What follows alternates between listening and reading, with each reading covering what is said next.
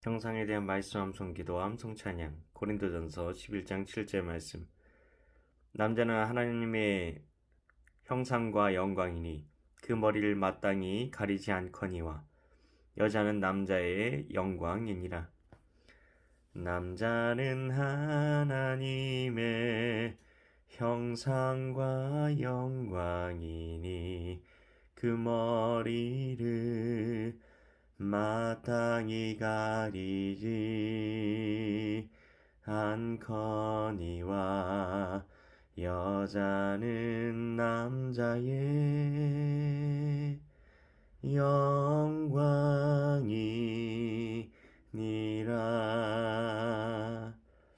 말씀 기도입니다. 하나님 아버지, 남자가 하나님의 형상일 뿐 아니라 하나님의 영광이라뇨. 그리고 그것 때문에 머리를 가리지 않는다면 여자는 머리를 가려야 한다는 말씀인가요? 이슬람교랑 뭐가 다른가요? 여자들은 뭘 뒤집어 쓰고 다녀야 한다는 말인가요? 당시의 문화적인 영향 때문에 머리에 뭔가를 쓰는 것에 대해 이야기를 했다고 합니다. 여기에서 중요한 것은 쓰느냐 마느냐의 문제가 아닙니다. 실제로 천주교에서는 미사를 드릴 때 여성들이 머리를 가리고 예배를 드리기도 합니다. 정말 중요한 것은 왜 이런 말씀을 하셨느냐 하는 것입니다. 이것은 남성 위주의 가부장적인 사회를 지지하는 말씀인 것일까요? 그것이 아니라 남성을 하나님께서 가정의 머리로 세우셨다는 겁니다. 남자가 여자의 머리라는 말은 가정을 염두에 두신 말씀입니다. 가정에서 남자는 가장 노릇을 제대로 해야 한다는 것입니다. 하나님께서 우리의 보호자이시고 인도자이시고 공급자이시고 든든한 반석이 되시는 것처럼 남성들은 가장 노릇을 제대로 하기 위해 육신의 건강을 관리하고 실력을 키우고 영적으로 계승해서 성장해 가야 한다는 것입니다. 이것은 책임에 대해서 사명에 대해서 말씀하시는 것입니다.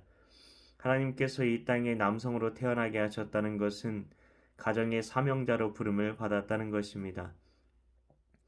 하나님께서 신부인 우리를 어디까지 어떻게 사랑하셨는지를 배우며 우리도 그 사랑을 닮아가기를 원하시는 것입니다. 이런 참 사랑의 형상이 바로 하나님의 아들 예수님을 통해 우리에게 나타났다는 것입니다. 그러면 여성에게는 아무 해당이 되지 않는 말씀입니까? 아닙니다. 이 말씀의 마지막은 여자는 남자의 영광이라고 말합니다. 영광이라는 말은 가장 아름다운 보물이라는 말로 바꿔 쓸 수 있습니다. 그렇게 남편들이 자신을 바라봐주지 않을지라도 하나님의 말씀 안에서 내가 남편의 영광으로 부름받았지, 나만 잘하면 내 남편이 존귀해지는 거야 라는 믿음으로 그 부르심 안에 굳게 설 때 믿음의 아름다운 가정을 세워나갈 수 있는 것입니다. 하나님 아버지, 남성과 여성, 남편과 아내 모두 하나님의 부르심 안에 거하게 하소서. 남편은 가정의 그리스도의 사랑을 배우는 사명자로 부르셨고 여성은 자신을 통해 가정이 믿음의 아름다운 곳으로 변화되어질 수 있다는 믿음으로 살게 하소서. 우리가 서로 하나님의 참 형상이신 예수님의 부르심 안에 거할 때 하나님께서 세우시기 원하시는 축복의 가정이 세워짐을 알게 하소서.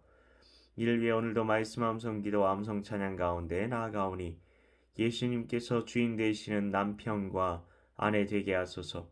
믿고 감사드리오며 예수님 이름으로 기도하옵나이다. 아멘.